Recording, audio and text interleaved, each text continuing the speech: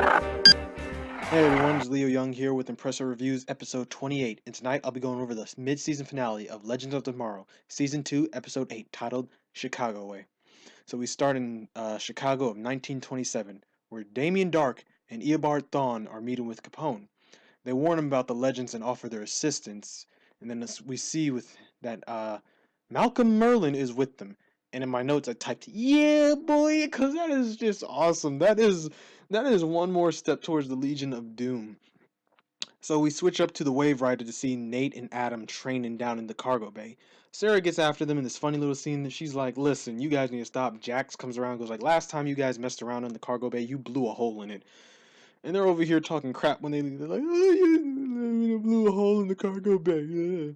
So Jax goes to confront Stein about Lily, and Stein gets angry. Stein's like, "She's a grown woman. She's a person. She's not just an aberration." But this is when Gideon gets a warning of a time aberration down in Chicago.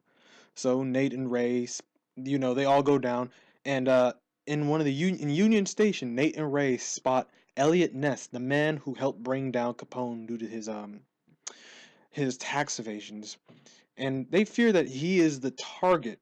So while they try to save him, some cops grab him, corrupt cops, of course, and they take him to Capone. And as this is going on, Stein has a flashback of Lily when she was a baby, so it kind of distracts him and lets them take Ness away. And we later see that the change after Ness dies is Al Capone becomes the mayor of Chicago. So they pretty much figure out where Capone is going to whack Ness, and they go to one of the piers, and this is where the legends fight the mob, and it's pretty damn awesome. But from the shadows, we see that Dark has been watching them. Now, needing to keep history in check, and with Ness out of commission, Nate impersonates him to continue the mission to find evidence of Capone's tax evasion, while the team watches over Capone's speakeasy. Mick stays behind on the Wave Rider with Vixen, and while the others are on the mission, Mick starts to have Snart appears on the Wave Rider, but it's just an aberration. So that pretty much says Captain Cold isn't back. It's just a memory or a ghost. Oh crap. Well, that'll be in my personal talks and thoughts. I didn't think of it like that. Anyways, back in the speakeasies, Dark runs into the legends, and just as Stein and Jax try to form Firestorm, Thawne speeds through and takes Sarah and Stein, leaving Jax behind as Nate and Ray lead the police into the building only to find no alcohol. The team returns to the Wave Rider, short 2 men, and unsure of what they're going to do. And seeing as Nate and Ray are pretty much arguing of who's taking leadership, Heatwave controls the show. So with Stein and Sarah, we see that Malcolm is trying to make a deal with them, and to get the amulet. And he says, "Sarah, I'll let you guys go, and if you give me the amulet, I'll do you one better. I will stop you from going on the Queen's Gambit all those years ago, and save you from all the pain of becoming, who you are." And she pretty much tells Stein later on, "I was tempted, but I'm not going to let a man like him happen. Him change time." So this is when Stein drops the truth about Lily, and they have that little scene. They're like, "Why didn't you do anything? Why did you do this?" But Dark quickly comes in and takes Stein to Thawne, who tortures him, for the amulet. Outside the facility, Mick and the team pull up in one of those old school 1920s Jeeps, and deal with the goons outside, then saves Sarah and finds Capone's ledger. Now this is where Mick goes off on his own to find Stein, only to run into Stein's apparition again. The team all escape successfully, or so we think, because Jax quickly notices a change in Stein, and Mick meets up with Vixen, and something odd happens. She hugs him, and later on you see she kisses him. There's something going on with them, and it's kind of weird. So as Mick walks away from her, he runs into Snart's ghost again, and they keep having this whole talk about Mick should go back to being, the old school Mick. So while this is going on, Jax pretty much sees Stein in the main room, and then he sees him speed around with red lightning, just like the original Thawne. And when he goes to collect the team, while Nate goes to save Sarah, because she unknowingly walks into a quote-unquote Stein and talks to him. When Nate tries to get her away, however, Thawne escapes, but not before Jax hits him with the speed gun. It's a weapon that apparently Rip has on board to deal with speedsters. Only thing, it only lasts for a couple seconds, which gave Thawne enough time to escape, run into the cargo hold, open it up, and let Capone's men run in. After they deal with Thawne and his men, however, Sarah goes to save Stein. And you see, the way she was able to do that is during the invasion, Sarah got into a fight with Malcolm. And to save Stein, she had to give up the amulet, which she did. The next day, however, Ness is given the ledger. Mix, oh my goodness. Shipping! Mick and Vixen become closer, and now the Legion of Doom have all the pieces they need to make the amulet whole.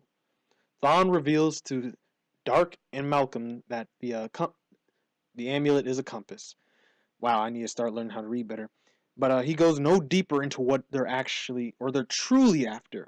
However, he does end the season off by saying that the only person who can help them is Rip Hunter, who we now see is stuck in 1967 as a film director. Most likely, amnesia.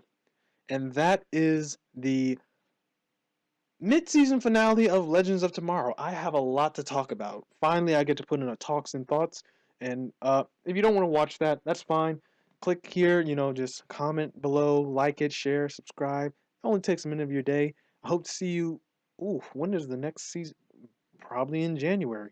Anyways, I'm Leo Young. This is Impressive Graphix. I hope you've been enjoying the mid-season finale, and I will definitely be doing a video about the entirety of every CW show so far.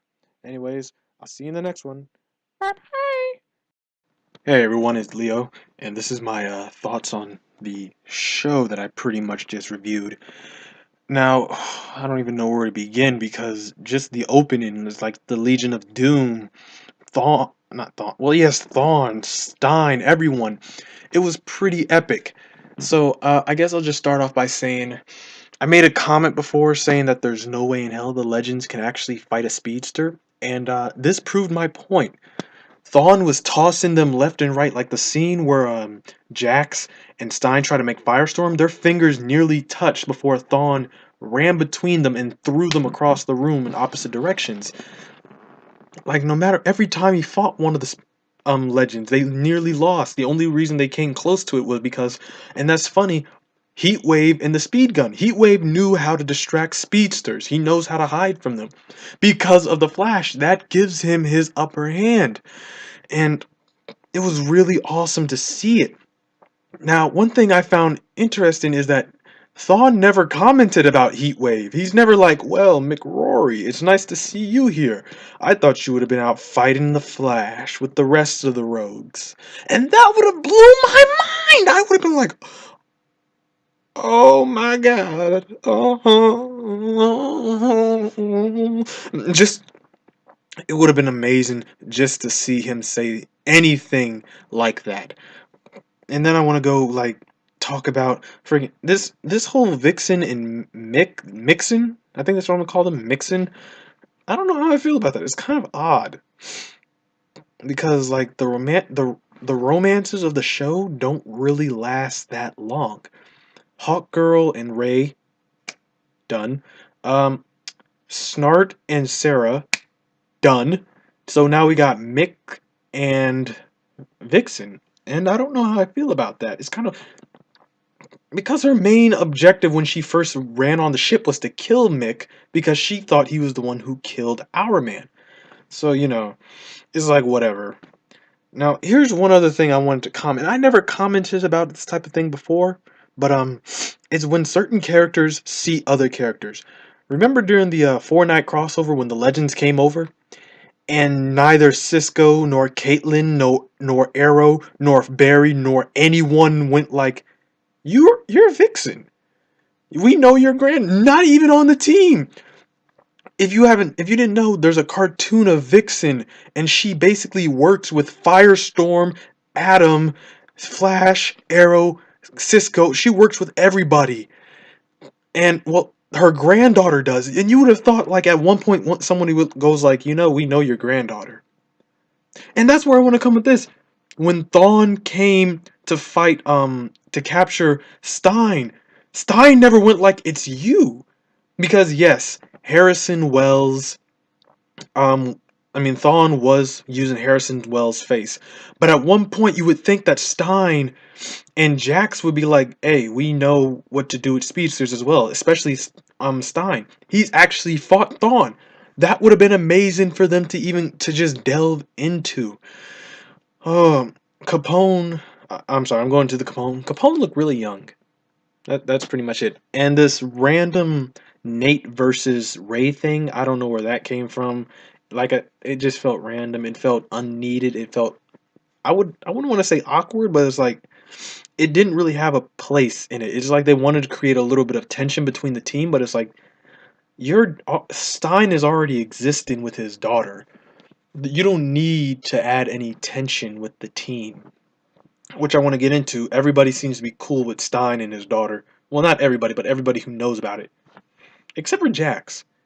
I mean, okay, Sarah is cool with it. Jax still has like an issue with it, but maybe he'll come around later. Let's see. There's Stein. There was the Reverse Flash. There's the Legion of Doom. The Legion of Doom. I don't even know where to begin. They are dangerous. They had the Legends on the run.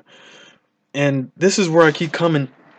That's where the Fortnite crossover should have been. Like, the Legion of Doom was just 3 people, and 2 of them attacked the ship. Thawne alone caused issues for, let's see, Steel, Firestorm, both together, Vixen, Nate, and Adam.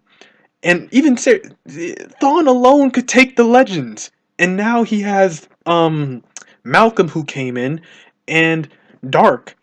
And oh yeah, that reminds me. You know, I'll jump into that. But he has Malcolm and all those people, and it's like if he grabbed freaking everyone else, that would have been enough to like put.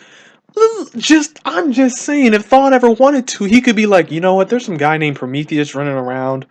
I'm gonna go help him. Hey Prometheus, I need you to help me make Arrow suffer more by helping me beat the Flash. And that would be enough. Hamilton. But last point of the story. There was no Captain Cold. I don't know. They kept on pushing the idea that he would be back, but he's not. It was a vision, and that's where I want to push into. It was a vision, but is Mick going to be involved with Savitar? Think about it. Random, like, there's the Supergirl, Flash. Supergirl, Flash, Arrow, Legends. Flash, 2 characters were over there having visions of people they wanted to see again. Now Mick is randomly having visions. He has no mental issue. Nothing's ever hit him in the head hard enough for this to happen before. Now he's having thoughts of Snart? That feels like Savitar level to me. I don't know how to fully explain it, but it's like either Mick has this ability to get like this sense like, there's a storm coming and I can feel it, or Savitar is just using. And don't forget what happened to Snart. He blew up, but he didn't blow up in conventional means. He blew up in like a time bomb. Where did Savitar get caught? Where did Flash send Savitar? He stuck him in time. So it would make sense if all of a sudden Savitar gets not reverse Flash, but Captain Cold, and goes like, hey, I can use you to get that dumbass guy to come get the box for me. Because there's just so much going on.